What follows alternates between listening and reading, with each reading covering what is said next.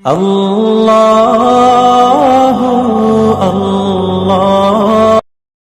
জীবনে এমন কিছু কঠিন মুহূর্ত আছে যে মুহূর্তগুলোতে আমরা খেয়ে হারিয়ে ফেলাই যে আসলে এখন করবোটা কি। ঠিক এরকম বিমর্ষ, বিভৎস, কঠিন চিন্তা, পেরেশানি, এরকম একটি মুহূর্তে রাসূল আকরাম সাল্লাল্লাহু আলাইহি ওয়াসাল্লাম কি করতেন? বিশেষ করে ৩টি দোয়া আল্লাহর হাবিব সাল্লাল্লাহু আলাইহি ওয়াসাল্লাম জীবনের কঠিন মুহূর্তে আমাদেরকে শিখিয়ে গেছেন। এই ৩টি দোয়া আপনারাও করার চেষ্টা করবেন ইনশাআল্লাহ তাআলা। তবে মনে রাখবেন, ওয়ালানাবলুওয়ান্নাকুম বিশাইইম মিনাল খাউফ ওয়াল জু'i ওয়া নাকসিম মিনাল আমওয়ালি ওয়াল আনফুসি ওয়াস সামারাত। জীবনে উত্থান পতন হবেই। আল্লাহ তাআলা কখনো কখনো পরীক্ষা করেন ফসল ফলাদি নষ্টকরণ দিয়ে, কখনো জীবনের বিনাশ দিয়ে, কখনো ভয়, আশঙ্কা, শঙ্কা, এগুলোর মাধ্যমে আল্লাহ সুবহানাহু ওয়া তাআলা আমাদেরকে পরীক্ষা করেন। এগুলো জীবনের পার্ট, এগুলো লাইফের পার্ট। এগুলো নিয়ে খুব বেশি হতাশ হবেন না, খুব বেশি পেরেশান হবেন না। নবীজি সাল্লাল্লাহু আলাইহি ওয়াসাল্লাম যে দোয়া করতেন, এক নম্বরে হচ্ছে ইয়া হাইয়্যু ইয়া কাইয়্যুম বিরহমাতিকা আস্তাগীথ ইসলিহ লি শানি কুল্লাহ ওয়ালা তাকিলনি ইলা নাফসি তরফা।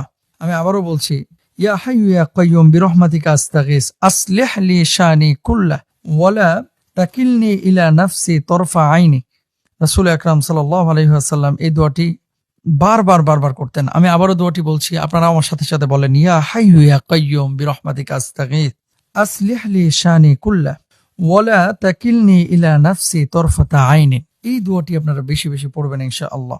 আল্লাহ সুবহানাহু ওয়া তাআলার কাছে কিভাবে প্রার্থনা, হে চিরঞ্জীব, হে চির প্রতিষ্ঠিত সত্তা, আমি আপনার দয়া চাই, আপনার সব সমস্যা ঠিক করে দিন, আর আমাকে এক নিমেষের জন্য আমার নিজের হাতে ছেড়ে দিবেন না। সুবহানাল্লাহ, কত সুন্দর দোয়া। এই দোয়াটি আপনার ৫ ওয়াক্ত নামাজের পরে করবেন ইনশাআল্লাহ। এরপর আরেকটি দোয়া, আল্লাহুম্মা লা সাহলা ইল্লা মা জাআলতাহু সাহলা ওয়া আনতা তাজআলুল হাযানা ইযা শি'তা সাহলা।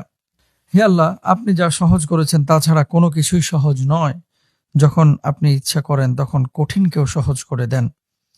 নবীজি সাল্লাল্লাহু আলাইহি ওয়াসাল্লাম আরেকটি দোয়া করতেন, আল্লাহুম্মা হদিনি ওয়া সাদ্দিদনি। হে আল্লাহ, আপনি আমাকে হেদায়েত দিন এবং সঠিক পথে পরিচালিত করুন।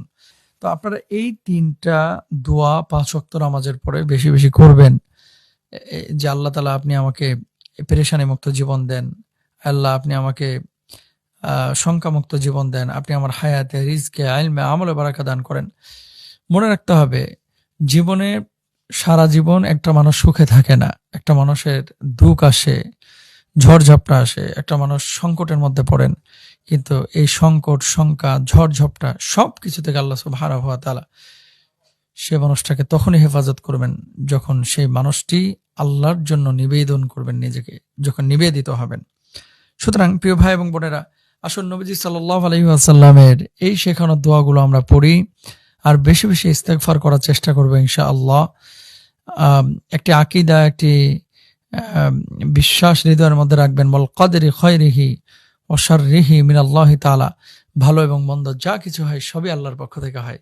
মানুষ কোনো কিছু নিয়ন্ত্রণ করতে পারে না, সব আল্লাহ সুবহানাহু ওয়া তাআলা।